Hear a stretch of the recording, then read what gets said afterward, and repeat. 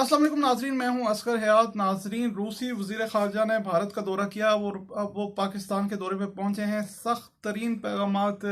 दिए गए हैं रूसी वजीर खारजा की तरफ से। क्या क्या बातें की गई हैं, भारत ने क्या वजाहतें पेश की हैं और रूसी वजीर खारजा ने क्या रेड लाइन्स ड्रॉ की हैं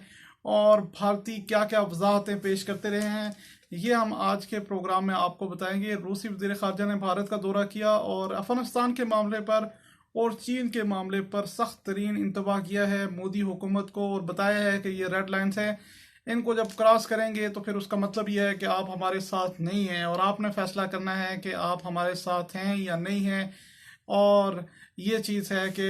चीन के हवाले से जो रूस है उसने ये कहा है कि मोदी और जो भारतीय हुकूमत है वो अपनी पॉलिसियों पर नज़रसानी करे और अमरीकी इत्तेहाद में जाने से गुरेज करे। चीन के साथ जो मामलात हैं उनको दुरुस्त सिमत पर लाए, जबकि भारतीय ये वजाहतें देते रह गए कि चीन के साथ जो मामलात हुए, जो लड़ाई हुई, वो गलत फहमी की बुनियाद पर हुई और चीन के साथ भारत जो है वो बेहतर ताल्लुकात चाहता है।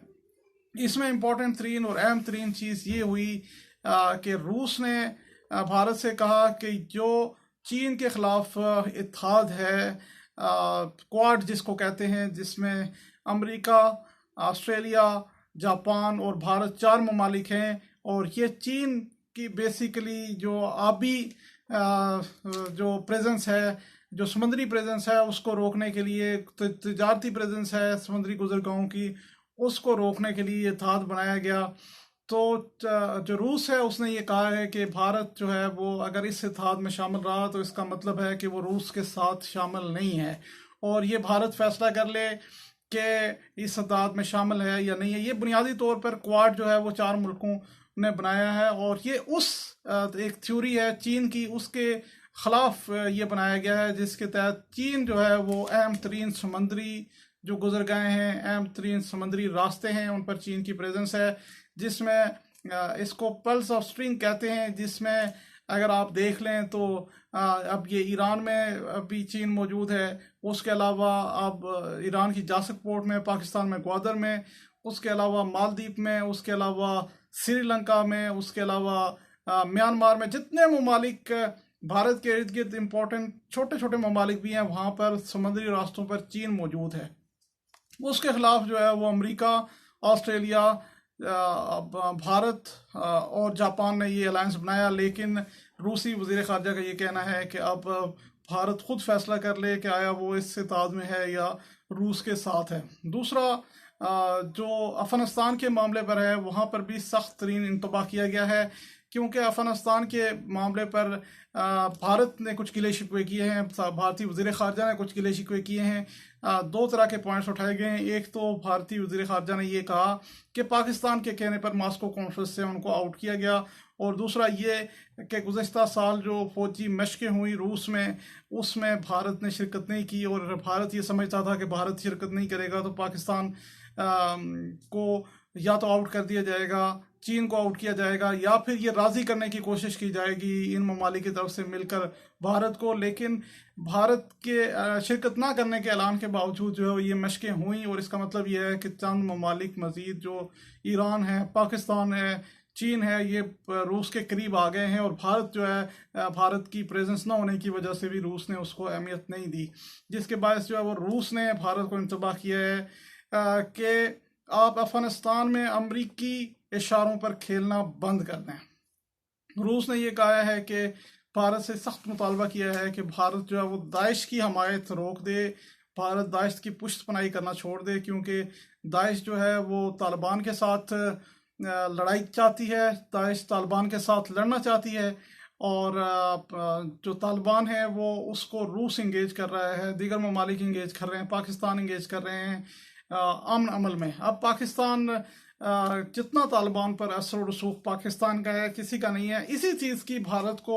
एक जो भारत को मसला है वो इसी चीज़ का है कि पाकिस्तान का तालिबान पर असर रसूख है। भारत ये चाहता है कि वहाँ पर दाइश के ज़रिए तालिबान को अटैक करे और फिर दाइश के ज़रिए ही चीन के सिंगसियांग जो प्रोविंस है वहाँ पर बदअमनी जो फैलाने की कोशिश करे। अब अमेरिका जो है वो अफगानिस्तान में फंस चुका है और वो इस तरह से फंस चुका है कि अमेरिका चाहता है कि एक अबूरी सेटअप, और अभी जो बाइडन ने जो प्लान दिया है उसके मुताबिक अबूरी कौंसल या अबूरी सेटअप जो है वो दिया जाए, क्योंकि अमेरिका जून से पहले जो एक मायदा हुआ था उसके तहत वो निकलने के लिए तैयार नहीं है। इसलिए अमेरिका भी ये चाहता है कि अबूरी सेटअप जो है वो तैयार हो। अब अशरफ गनी जो है भारत की तमाम तरह बाकी बैकिंग के बावजूद ये कमज़ोर होता जा रहा है और ये इक़्तिदार छोड़ने के लिए बेसिकली तैयार नहीं है। और ये बुनियादी तौर पर अगर कोई फार्मूला तय पाता है तो अशरफ गनी को पहले स्टेप डाउन होना पड़ेगा, फिर शराकत इक़्तिदार को कोई फार्मूला तय पाता है या अबूरी सेटअप को कोई फार्मूला तय पाता है। अब अमेरिका ने ये फार्मूला किया है कि अबूरी जो गवर्नमेंट है वो तश्कील दी जाए कुछ 6 माह के लिए, लेकिन अशरफ गनी ने ये कहा है कि वो अबूरी गवर्नमेंट, उसने ये अमेरिका का सिलसिला जो अमेरिका का मुतालबा है वो मुस्तरद कर दिया, अमेरिका की तजवीज़ मुस्तरद कर दिया। उसने कहा है कि अबूरी सेटअप वो नहीं लगा सकता अबूरी गवर्नमेंट, क्योंकि उसको स्टेप डाउन करना पड़ता है। और ये नोश्ता दीवार है, ये होगा कि अशरफ गनी को स्टेप डाउन करना पड़ेगा। तालिबान उसके साथ किसी स्टेज पर किसी शराकत इक़्तिदार के फार्मूले पर राजी नहीं है, क्योंकि तालिबान ये समझते हैं कि वो एक पपेट है। अब वो शराकत इक़्तिदार के फार्मूले के बजाय वो चाहता ये है अशरफ गनी के आम इंतखाबात हों। अमेरिका ये चाहता है कि ये स्टेप डाउन करे। अब भारत कोशिश ये कर रहा था कि किसी तरह करके उसकी हेल्प करे, और दाइश को भारत क्योंकि सपोर्ट कर रहा था। 2018-2019 में आपको याद होगा कि खूनी जंगें हुई और झड़पें हुई दाइश और तालिबान के दरमियान, जिसके बाद जो है वो एक झड़प में तो 300 से ज़्यादा अफराद जो है वो हलाक हुए थे। तो ये इस तरह की सूरत हाल जो है वो भारत वहाँ पर क्रिएट करना चाह रहा है, यानी कि पाकिस्तान के अफगानिस्तान में अगर इस तरह की सूरत हाल क्रिएट होगी तो पाकिस्तान में भी ये सूरत हाल आएगी कि दाइश फिर पाकिस्तान तक भी आ सकती है और फिर चीन तक भी आ सकती है। और भारत ये चाहता है कि वो उसका रोल मजीद यहाँ पर बढ़ता रहे। अब अमेरिका क्या चाहता है? अमेरिका ये चाहता है कि दो तरह की वो प्रेजेंस रखे। एक ये है कि अफगानिस्तान में जमहूरी एक निज़ाम, जमहूरी हुकूमत वो देकर जाए जिसके ज़रिए वो पपेट बिठाता रहे। और दूसरा ये है कि इंटेलिजेंस वाला मामला हुआ है, वो यहाँ से बैठकर वो नज़र रख सके पाकिस्तान के मंसूबों पर, यहाँ पर बैठ के नज़र रख सके ईरान के मंसूबों पर, यहाँ पर बैठ के नज़र रख सके चीन के मंसूबों पर। और जो चीन के जो दीगर समुद्री गुजरगाहें हैं, जो दीगर मंसूबे हैं, तो इंटेलिजेंस सेंटर यहाँ पे अफगानिस्तान में वो रखना चाहता है। अब भारत के लिए मुश्किल ये है कि रूस ने उसको ये सीधा सीधा साफ साफ क्लियर कट कह दिया है कि आप ये देख लें कि आप किस तरफ शामिल होना चाहते हैं। आप अगर अमेरिका और उसके साथ शामिल होना चाहते हैं, आप अगर दाइश को सपोर्ट करके अफगानिस्तान में बदअमनी फैलाना चाहते हैं, तो हम आपका रास्ता रोकेंगे और हम यहाँ पर ये रेड लाइन है, अगर आप उस तरफ जाना चाहते हैं तो दुरुस्त। अगर आप इस अमन अमल में आप ये चाहते हैं कि हम कामयाब हों, रूस कामयाब हो, और आप समझते हैं कि रूस आपके साथ चले, तो आप जो है वो इस चीज़ से हो सकता है कि हम अगले मुज़ाकरात में आपको शामिल कहीं कर लें, लेकिन आप ये दाइश को सपोर्ट करना छोड़ दें, आप अमेरिका को सपोर्ट करना छोड़ दें, तो फिर ये मुमकिन है। तो सख्त तरीन पैगामात हैं, सख्त तरीन जो है वो बातें और रेड लाइंस जो है वो खींच दी गई हैं। और मैंने आपको ये बताया था कि रूस अब खित्ते में एक नए इत्तेहाद की तरफ जा रहा है, जिस तरह से 2020 की मशक़ें हुई थी। एक नया इत्तेहाद जो मिलिट्री अलायंस हो सकता है, जिसमें पाकिस्तान, ईरान, चीन, रूस और सेंट्रल एशियन स्टेट्स हो सकती हैं। ये एक नई सफ़बंदी खित्ते में होने जा रही है।